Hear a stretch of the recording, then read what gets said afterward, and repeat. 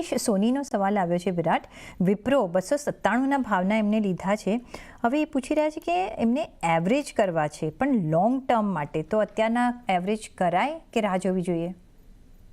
અગર આપણે વિપ્રોની overall chart સેટઅપની વાત કરીએ તો બહુ સારા લેવલ પર અત્યારના આપણને કારોબાર થતો જોવા મળી રહ્યો છે. 200 વીકની એક્સપોનેન્શિયલ મૂવિંગ એવરેજ પાસે અત્યારના આપણને કારોબાર થતો જોવા મળ્યો છે અને આને બહુ સારી રિસ્પેક્ટ આપણને પ્રીવિયસલી પણ આપતી જોવા મળી છે.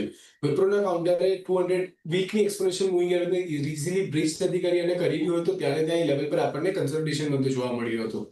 કરંટ લેવલ ઘણા અટ્રેક્ટિવ છે. અગર તમે લાંબા સમયગાળા માટે વિચારતા હો વિપ્રોમાં એન્ટર થવા માટે, તો આ લેવલ છે જ્યાં તમે એવરેજ કરીને ચાલી શકો છો.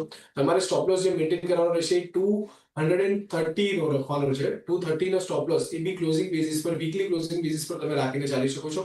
ઉપરમાં તમે લેવલ્સ એક્સપેક્ટ કરી શકો છો. પહેલો લેવલ 275 નો અને 275 ની ઉપર જાય છે તો 300 ઉપરના લેવલ્સ પણ આપણને અહીંયાથી બનતા જોવા મળી શકે છે.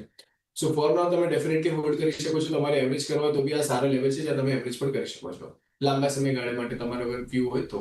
ઓકે, તો લાંબા ગાળા માટે તમારે જે અહીંયા એવરેજ કરવા છે તો આ લેવલથી તમે અહીંયા એવરેજ પણ કરી શકો છો. અહીંયા આપણે એક પોઝિટિવ ટેરિટરી જોઈ રહ્યા છે, પોઝિટિવ ટ્રેજેક્ટરી જોઈ રહ્યા છે, એટલે યસ તમે એવરેજ કરી શકો છો. શોર્ટ ટર્મ માટે આપણે 275 પ્લસના અહીંયા એક ટાર્ગેટ જોઈ રહ્યા છે. જિગ્નેશ